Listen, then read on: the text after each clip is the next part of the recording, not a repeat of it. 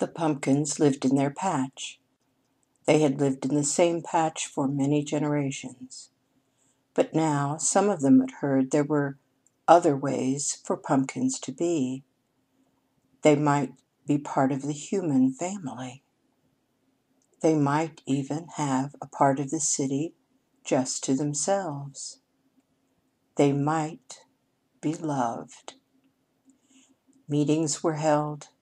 All the pumpkins gathered. They put their heads together in deep planning. Speeches were given, and someone came up with a map to the city. Some of the pumpkins took farmers' truck. Some had the haystacks drive them to town. Soon the pumpkins were gone. They made their way through the forest and crept along the country roads. Those who could swim did swim, and slowly and surely they made their way to the city. They made their home with the humans. Some lived in group homes. Some had homes of their own. And the pumpkins were happy. They flourished. Some opened daycare centers. Some became teachers. And one especially enterprising group opened a surrogate birthing center. 2 of them ran for president. The pumpkins were happy, and maybe a little on edge. Things began to happen. Not bad things at first, but worse things at second. Things simply were not as the pumpkins had expected. Humans were not quite what they ought to be, not even the elders. They did strange things to the pumpkins, things that made no sense, some unspeakable things.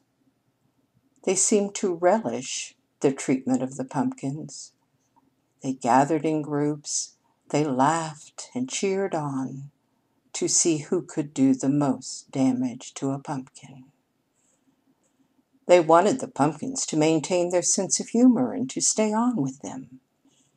But that was hard to do when you were sold as part of a kit, or when you were sold along with a recipe or along with whipped cream. The pumpkins were sad. They didn't know what to make of their lives now. Some of them went over the edge. Some of them lost sight of who they even were. Some went mad. And instead of being pumpkins, they were just punks. They ran around in the rough crowd with others who weren't like them at all. They hung around the docks, slept on the sidewalks. Some got tattoos. Some of the pumpkins turned on each other. The pumpkins turned on the humans. But one of the older pumpkins in the city talked to one of the older pumpkins who had stayed on the farm. And together they tried to get the young city pumpkins to remember the old days. And some of them did come back to them and believed in it and sent the message out. And soon pumpkins were running away. And pumpkins were flying away. They were hiding wherever they could, trying to make it so the humans wouldn't find them. They disguised themselves. They pretended to be pillows. And soon they made their way across the countryside and back to their field. When the vines heard they were coming, they sprang up to welcome the newly arrived pumpkins.